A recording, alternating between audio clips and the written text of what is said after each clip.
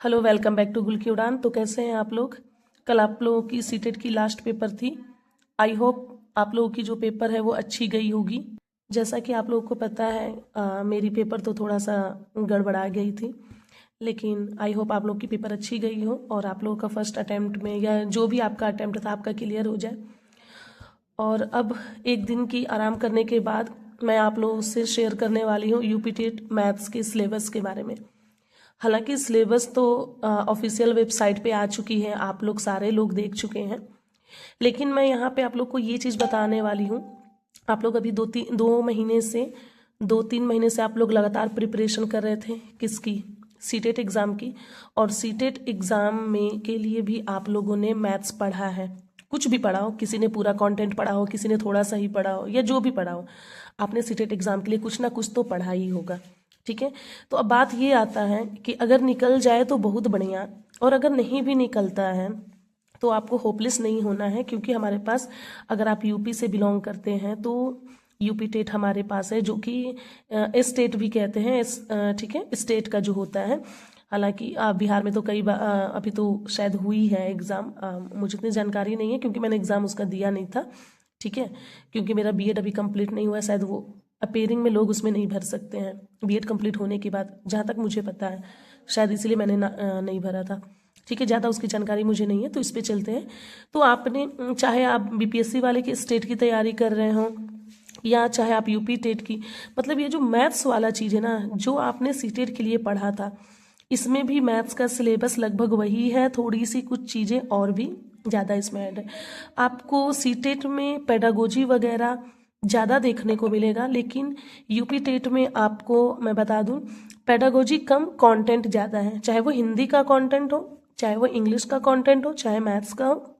और पेडागोजी भी सीडीपी भी सीटेट वाला ही है, लेकिन कुछ कुछ चीज़ें चेंज है। कल मैं रात में आराम से मैं इसी को एनालिसिस कर रही थी, 2-3 साल का मैंने पेपर निकाला टेक्स्ट बुक पे, और मैंने देखा तो भाई मैं मैथ्स लवर हूँ, तो सबसे पहले तो मैंने मैथ्स को ही एनालिसिस किया, उसके बाद इंग्लिश को। तो इंग्लिश की चीज़ें मैं दूसरी वीडियो में बताऊंगी, इसमें मैं आप लोगों को मैथ्स के बारे में बताऊंगी। मैथ्स के बारे में बताऊंगी जिसमें, इसमें भी प्रॉफिट एंड लॉस है, इसमें भी एवरेज है, इसमें भी मीन मीडियन है, और आपने पढ़ा है। अगर आपका, मैं तो चाहूँगी कि आपका क्लियर हो जाए। अगर नहीं भी होता है तो कोई दिक्कत नहीं है, आगे और भी अपॉर्चुनिटी है। हम एक पेपर खराब होने की वजह से बाकी चीज़ें छोड़ नहीं सकते हैं। ठीक है, या आप बिहार वाले स्टेट की तैयारी करें या जो भी चीज़ की, ठीक है ना। तो मैथ्स का, चाहे वो आपकी वैकेंसी ही क्यों ना, वैकेंसी अगर जिसने स्टेट पास कर लिया होगा उसकी वैकेंसी वाला फॉर्म भरेगा, अगर आएगी तो, या आया होगा, जो भी, उसके बारे में मुझे अभी जानकारी नहीं है। ठीक है, तो उसमें भी भाई मैथ्स पूछता है, तो ये हमें देखना है कि मैथ्स को हम कैसे अपना प्रिपरेशन करें। ठीक है, तो मैं आपको सबसे पहले इसका मैं सिलेबस दिखा दूं कि यूपी टेट में मैथ्स में क्या क्या आएंगे। तो यहाँ पे आप लोग देख सकते हैं, गणित एवं विज्ञान, साइंस का भी मैं बात करूंगी, लेकिन पहले एक एक टॉपिक को हम लोग डिस्कस करेंगे। गणित, गणित की जो विषय वस्तु यानी कंटेंट में क्या क्या आएंगे? प्राकृतिक संख्या यानी नेचुरल नंबर, पूर्ण संख्या यानी होल नंबर, परिमेय संख्या यानी इंटीजर्स, जिसमें पूर्णांक, कोष्टक, लघुत्तम संपाद्य यानी एलसीएम, एचसीएफ, वर्गमूल यानी स्क्वायर रूट, घनमूल यानी क्यूब रूट, सर्वसमीकाएं की इसकी हिंदी वाले में थोड़ा सा मुझे दिक्कत होती है, चलिए वो आप लोग इंग्लिश में से देख लीजिएगा।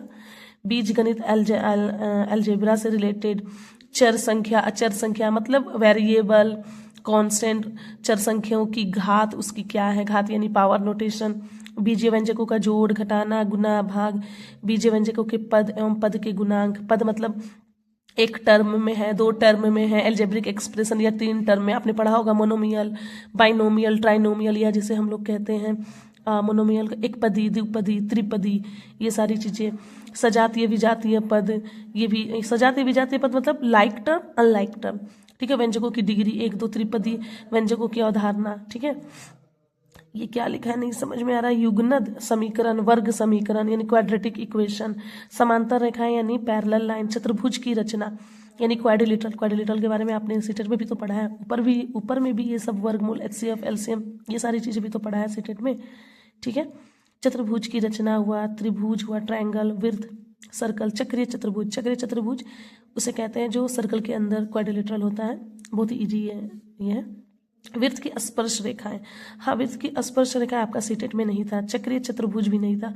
वृत्त की स्पर्श रेखाएं मतलब उसे कहते हैं इंग्लिश में टेंजेंट, ठीक है ना। वाणिज्य गणित में क्या है भाई, अनुपात, समानुपात, रेशियो, प्रपोर्शन, प्रतिशत बहुत इंपॉर्टेंट है ये प्रतिशत। अर्थमेटिक का सबसे ज़्यादा पार्ट जो होता है, अगर जिसको परसेंटेज और रेशियो प्रपोर्शन का ट्रिक पता चल गया, यानी उसे अगर निकालने आता हो, तो वो अर्थमेटिक में हर एक चीज़ आसानी से कर सकता है। अगर ये तीनों चीज़ पता है तो आप परसेंटेज, अनुपात, समानुपात, लाभ हानि, साधारण ब्याज, चक्रवृद्धि ब्याज, कर टैक्स, जो भी है सारी चीज़ें बड़ी आसानी से कर लेंगे। लेकिन शर्त है ये क्या आना चाहिए, ठीक है। बैंकिंग, वर्तमान मुद्रा, बिल, ये सब चीज़ें सांख्यिकी, स्टैटिक्स को कहते हैं, ठीक है ना। आंकड़ों का वर्गीकरण, पिक्टोग्राफ वगैरह, pie graph, pie chart, bar graph. Pie chart वाला तो सीटेट में भी क्वेश्चंस अभी मुझे लगता है कि मेरा तो 7 को पेपर था, 8 तारीख वाले पेपर में आया था पाई ग्राफ का, जिसमें से डिग्री शायद एंगल का बताना था। माध्यमाधिका, बहुलक यानी मीन मेडियन मोड, पाई एवं दंड चार्ट, ये सारी चीज़ें। संभावना यानी आपका प्रोबेबिलिटी है, प्रायिकता।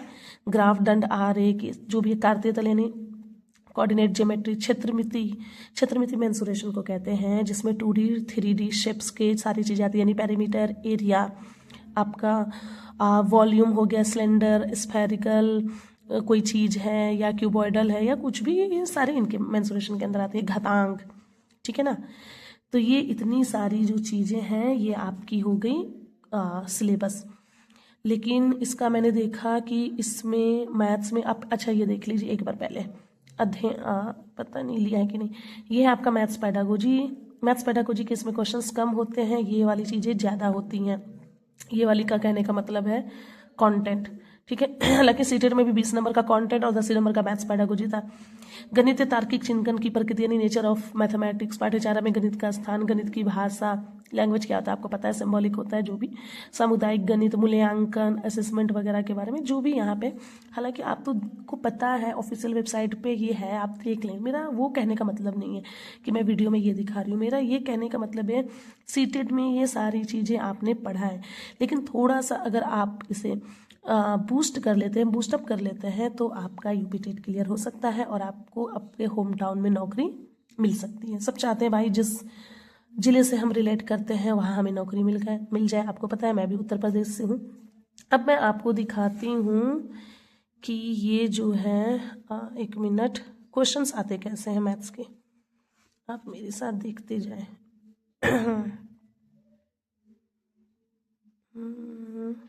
टेक्स्ट बुक, ठीक है ना। देखिए यहाँ मैंने निकाल रखा है पहले से यूपी टेट, ठीक है, 2025 मतलब कि ये 2025 का नहीं है, 17 प्रीवियस ईयर पेपर्स। अब देखिए पेपर 1 तो हमारा है नहीं, हमारा है मैथ और साइंस या जो भी आपका पेपर हो, ठीक है। ये देखिए मैं रिज्यूम कर दी हूँ, कल मैं एनालिसिस कर रही थी, ये मैंने किया रिज्यूम, अटेम्प्ट एक भी नहीं किया है, बस 10-15 मिनट में क्वेश्चंस को एनालिसिस कर रही थी। यहाँ से मैं चलती हूँ, कल मैं इंग्लिश का बताऊँगी, पहले मैं चलती हूँ मैथ्स पर। तो चाइल्ड डेवलपमेंट है, मैथ एंड साइंस, ये हो गया। 1 नंबर में देखूँ क्या है, पहले मैं मैथ्स 1 नंबर से नहीं है, आई थिंक इसमें 31 से मैथ्स है, ओके।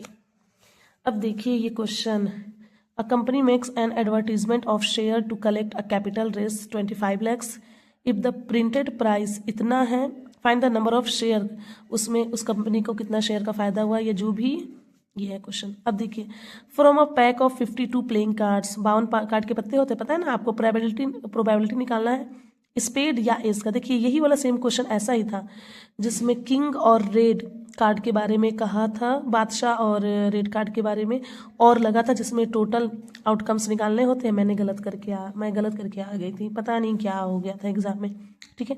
सीटेट से ये मैच किया। ये है चक्रीय चतुर्भुज, जिसको साइक्लिक क्वाड्रिलेटरल कहते हैं, बड़ा इजी होता है। इन दोनों का सम 180 होना चाहिए, हर हालत में इन दोनों का सम 180 होना चाहिए, ठीक है।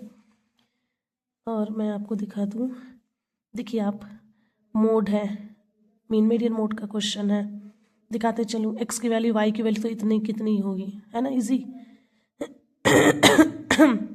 ये देख लीजिए, जतिन एक सामान खरीदता है तो इतना परसेंट कम होता है, तो इतना परसेंट ज़्यादा, तो उसका प्रतिशत गेन क्या होगा, नहीं होगा, प्रॉफिट एंड लॉस का सवाल।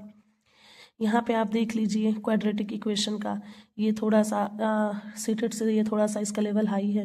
और यही नहीं, मैंने एक चीज़ और देखा, इसमें क्लास 11th की भी चीज़ें हैं, सेट्स, सबसेट, यूनिक सेट जो है वो मैंने क्लास 11th या 12th में आई थिंक पढ़ा था, ग्रेजुएशन में भी है मैथ्स में, तो वो 10th में नहीं है, लेकिन आपका है इसमें क्वेश्चन। देखिए ये रेशियो का क्वेश्चन तो है, ये रेशियो और मेंसुरेशन दोनों कहेंगे, क्योंकि राइट सर्कुलर कोन की बात है, लेकिन चीज़ें रेशियो मेथड में दी गई हैं। ठीक है, यहाँ पे देख लीजिए यही है, ये देख लीजिए, और मैं दिखा रही हूँ, एक मिनट। ये रोम्बस का सवाल हम लोगों ने सीटेट में किया था, ये तो पेडागोजी है। देख लीजिए, which among the following is best pedagogical way to teach mathematics, पढ़ाने का सबसे अच्छा तरीका क्या है। Teach every student with the same approach, सभी को सेम अप्रोच से पढ़ाएंगे। Find the gaps and address only them, gap करके और बस एड्रेस करेंगे। Find the weakness and teach only those parts, weakness का पता करके उनको ये करेंगे, उस पार्ट को पढ़ाएंगे। Motivate the learners to develop their existing capabilities, I think मेरे हिसाब से तो ये आंसर होना चाहिए, मतलब बस वीकनेस को देखिए, बस उसी को पढ़ाइए, ओनली वर्ड का भी तो यूज़ है ना, मतलब उनकी कैपेबिलिटी देखेंगे और उसको बिल्डअप करने की कोशिश करेंगे। मुझे तो यही बेस्ट ऑप्शन लग रहा है, पता नहीं क्या होगा इसका आंसर। ठीक है, ये देखिए, ए की सैलरी इतना है तो बी का कितना परसेंट लेस होगा, कितना परसेंट कम है, परसेंटेज का सवाल है। अरे आप परसेंटेज अच्छा से कर लेंगे ना तो अर्थमेटिक तो सारी आपसे हो जाएगी। ये क्वेश्चन, ये देखिए पाई चार्ट का है ना, स्क्रीन फूटी हुई है, मेरी बहन की मोबाइल है, ये देखिए, ये भी मेरी बहन का कल एग्ज़ाम था, उसका एग्ज़ाम मेरे से अच्छा गया है, आई होप उसका निकल जाए। देखा जाता है क्या होता है, ऐसे क्वेश्चंस भी आए थे एग्ज़ाम में। ये है, ये वाले क्वेश्चंस मैंने 11th में पढ़ा था, जो कि अब हमारे में नहीं है, 10th में।